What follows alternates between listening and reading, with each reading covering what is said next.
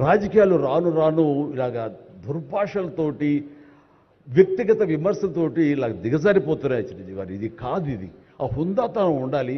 ఉండి కూడా ఎన్ని సాధించాం మేము.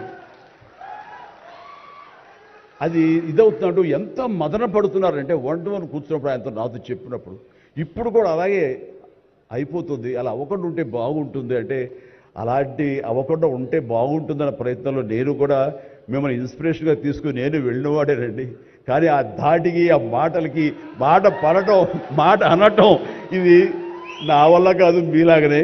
కాబట్టి నేటి రాజకీయాల్లో మనం అన్ఫిట్ అంటారా, లేకపోతే మనలాంటి వాళ్ళు ఇలాగా ఎగైన్ ప్రతిసారి ప్రతి చోటని చెబుతూ ఉంటే ప్రజలు వాళ్ళు మోటివేట్ అయ్యి అలా దుర్భాషలాడి రాజకీయంగా వ్యక్తిగతంగా విమర్శ చేసే వాళ్ళని కానీ తిప్పి కొట్టగలిగితే ఖచ్చితంగా మీరనుకున్నది నేను అనుకున్నది జరిగి తీరుతుందండి.